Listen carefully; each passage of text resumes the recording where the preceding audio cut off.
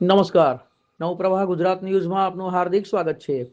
ડભોઈ તાલુકાના ભીલાપુર ગામે ભાજપના બે જૂથ વચ્ચે મારામારી.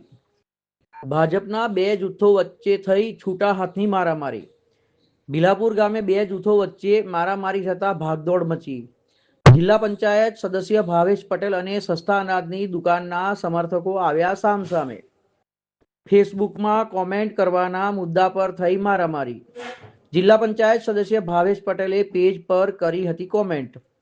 ઈજાગ્રસ્તો વડોદરા એસએસજી હોસ્પિટલ ખસેડાયા. છેલ્લા ઘણા સમયથી ચાલતી હતી અંગત અદાવત. પોલીસે ઘટના સ્થળે પહોંચી શરૂ કરી તપાસ. આજે સવારે ગામની ભાગોળે મેં તથા અમારા ડેપ્યુટી સરપંચ તથા ગામના બીજા એક મોમેડન છે બેઠા હતા. એ સમયમાં ભાવેશભાઈ જે આરોગ્ય સમિતિના જિલ્લા પંચાયતમાં ચેરમેન છે તેઓ આવ્યા હતા અને મેં ખુરશી પર જ બેઠો હતો અને મારી બાજુમાં ડેપ્યુટી સરપંચ હતા અને સામે ભાવેશભાઈ હતા. અને મેં ફેસબુક પર જે મેં પોસ્ટ કરેલી આ દારૂ જુગાર વિશે કે શરૂઆત આપણે સફાઈની શરૂઆત જેવી આપણે આપણા ગામથી કરવી જોઈએ એવું આ સફાઈ બી આપણે પોતાના વિસ્તારથી કરવી જોઈએ. એમ આવું જે એક જનરલ જ ફોટા સાથે ફેસબુક પર આવ્યું હતું એમાં મેં કોમેન્ટ કરી હતી, જેના અનુસંધાને આવીને બેફામ ગાળો બોલ્યા. તેમજ મને કઈ વખતે પાછળથી આવીને મને ભાવેશભાઈ એમના માણસોએ માથામાં જે માર્યું એ તરત હું બેભાન થઈ ગયું. એટલે ત્યાર પછીની ગામમાં પછી શું થયું મને કશી ખબર નથી. ત્યાર પછી ગામમાં પછી શું થયું મને કશી ખબર નથી. ત્યાર પછી ભાવેશભાઈની જોડે જતો એને મારી હતું અને ભાવેશભાઈ બી એમાં સામેલ હતા અને એમને મને ધોલધાપટ કરી હતી. ગાડીને ધોલધાપટ કરીને પછી પેલો જે માણસ હતો ને, મેં ખુરશી પર બેઠો હતો, ઊભા થઈને મારી ફેટ પકડી. પછી અને ધોલધાપટ કરતા હતા એ બાજુ એ અરસામાં પેલો એમની જે પાછળ જે હતો એને મને શું માર્યું મને ખબર નહીં. તૈયારીમાં હું એકદમ બેહોશ જેવો થઈ ગયો અને પછી સીધો ત્યાં સ્થાનિક જે અમારા ડૉક્ટર ખરા એમને ડ્રેસિંગ કર્યું પછી 108 બોલાવીને અમે અહીંયા એસએસજી હોસ્પિટલ આવ્યા. તમને કોમેન્ટ કરવું પડ્યું? દારૂ ક્યાં વેચાય? દારૂ કોમેન્ટ એટલા માટે કર્યું કે તેમના પોતાના ગામમાં જ આ દારૂ જુગારના ધંધા ચાલતા હોય નળા. એટલે કોમેન્ટ મેં સ્પેશિયલ એ કેસમાં નહીં, જનરલી જે પોસ્ટ હતી એમાં કોમેન્ટ કરી હતી કે શરૂઆત આપણે આપણા વિસ્તારથી કરવી જોઈએ. તમને માર્યો અને ધમકી પણ આપી? હા, ધમકી બી આપી અને એટ્રોસિટી ગામના તમારા જ ગામના 2 આદિવાસીઓ પાસે તારી પર એટ્રોસિટી કરાવીશ. તો આ કોણ છે? એ બી ભાજપમાં છે? તમે બી ભાજપ? હું બી ભાજપમાં છું, એ બી ભાજપમાં છે. તો આ પહેલાં બી વિવાદ થયો હતો તમારો?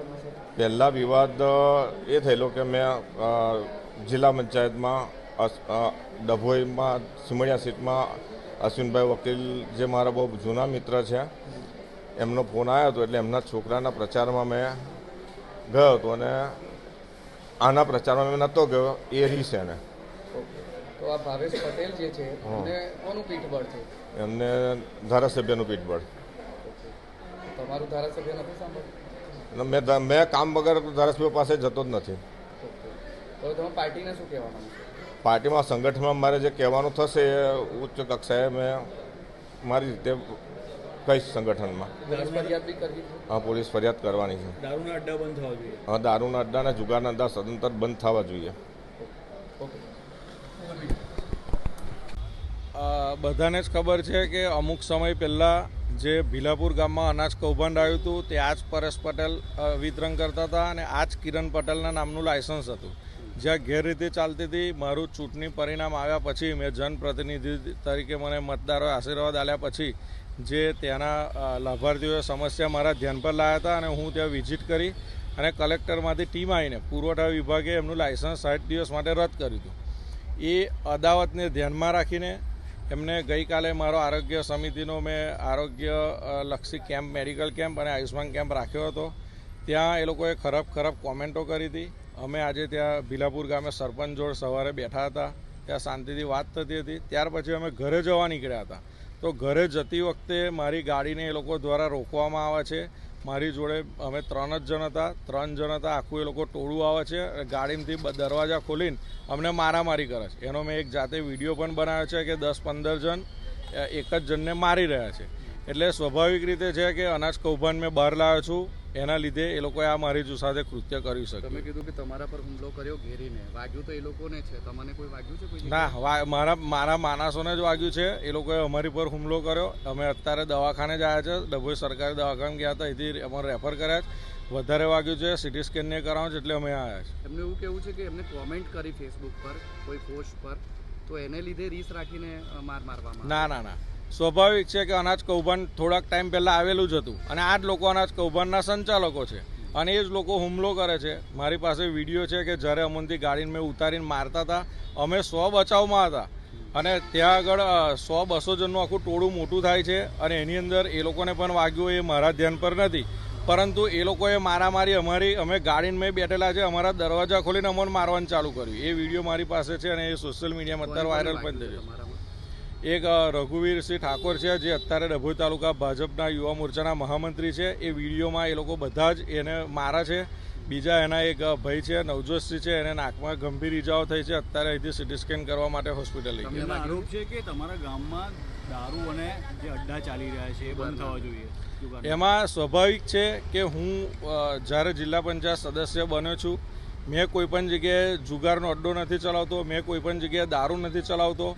એમને એવું તકલીફ હોય તો એના પ્રૂફ મીડિયા સમક્ષ રજૂ કરે. એમની પાસે એવા કોઈ પ્રૂફ હોય તો એ કાયદાકીય રીતે લડાઈ કરે, પોલીસ સ્ટેશન આપે, ગાંધીનગર વિજિલન્સમાં આપે. એમની પાસે પ્રૂફ હોય. મેં કોઈ જગ્યાએ હપ્તો નથી લેતો, કોઈ જગ્યાએ મારા કોઈ આવા ખોટા ધંધા નથી. મેં સમાજ સેવાનું કામ કરું છું અને સમાજ સેવાના કામ જે અનાજ કૌભાંડ બહાર કાઢ્યું છે એની જ અદાવત છે અને જે લોકો છે એ જ સંચાલકો જાતે છે.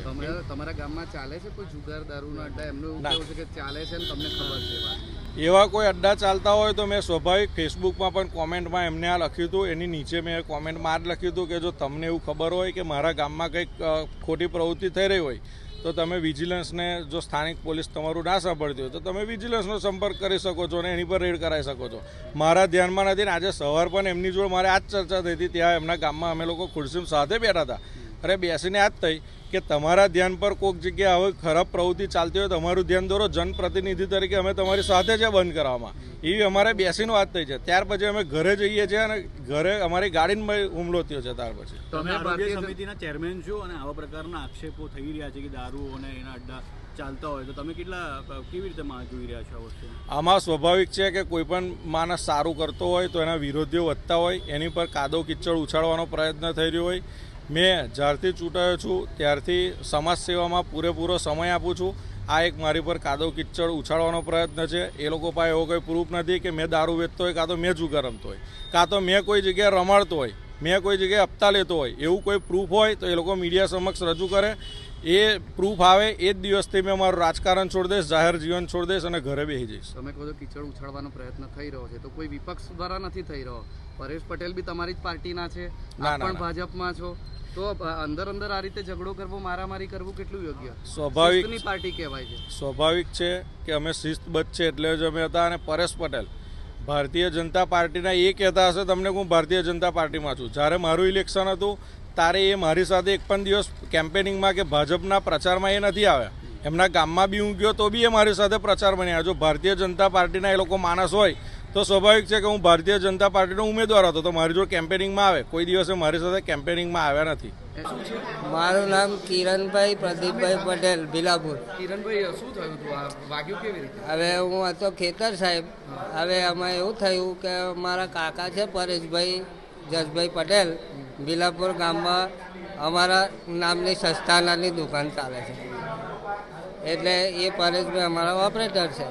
હવે એ ભાઈને કંઈક ખબર નહીં, એમની જોડે બેઠા હતા. પેલા ભાવેશભાઈ નળાવાળા જિલ્લા પંચાયતના પ્રમુખ બનેલા છે અને આરોગ્ય સમિતિના ચેરમેન બનેલા છે. હવે એ ભાઈ આવ્યા હતા અને એમની જોડે બીજા બે ચાર માણસો હતા. હવે વાતોમાં લાગેલા હતા અને પાછળથી એમની જોડે જ આવેલા એક ભાઈએ ટેબલ મારી દીધું માથામાં. એટલે મને મારા કાકાનો ફોન આવ્યો કે ભાગોર આવી જા, કે આ રીતની કંઈક બબાલ થઈ છે. એટલે હું ભાગોરે આવ્યો. પછી અમે દવાખાને ગયા અને ત્યાં બેઠા હતા. પછી થોડી વાર રહીને એ લોકો ગાડી લઈને કંઈક જતા હતા. પછી અમે ઊભા રાખ્યા એમને કે ભાઈ શું બબાલ હતી, આવું તેવું કરીને. પછી એમાંથી ઝપાઝપી થઈ થોડી અને પછી ભરવાડોને બોલાયા એ લોકોએ, તો ભરવાડો લાકડીઓ લઈને આવેલા, તો મેં લાકડી પકડી લીધી, તો લાકડી પકડીને તો લાકડી છોડીને સીધું પેલું ભરવાડો હાથે કડું પહેરે ને કડું મને માથામાં મારી દીધું. માથામાં વાગ્યું, બીજે વાગ્યું? માથામાં 5 ટોકા છે. કઈ વાતને લઈને ઝઘડો? ખબર નહીં આવે એ શું થયું. મેં તો ખેતર હતો એકચ્યુઅલી, કે હું આના લીધે બબાલ થઈ છે મને ખબર નહીં, પણ મેં જાણ્યું કે મારા કાકાને વાગ્યું એટલે હું ખેતરથી આવ્યો. ધમકી બી આપી? ધમકી બી આપી છે ને કે તમે ભીલાપુરથી બહાર નીકળી જાઓ, બહાર નીકળો તો તમને ખબર પડે કેવી રીતે બહાર જવાય, ડભોઈ વડોદરા જાઓ તો તમને ખબર પાડી અમે એવું કીધું. આ ભાજપના નેતાઓ જ રક્ષક જ ભક્ષક બની ગયા છે. દારૂ વેચે છે, ભાઈ જ વેચે છે, જુગાર બી રમાડે છે. કોણ? એ ભાવેશભાઈ. અચ્છા. હા, એમના ગામમાં જ ચાલે છે જુગાર ને દારૂ. કાર્યવાહી થવી જોઈએ. હા, થવી જ જોઈએ કાર્યવાહી, યોગ્ય કાર્યવાહી કરો જ, અને એમની ભાજપની પોસ્ટ બી જવી જોઈએ.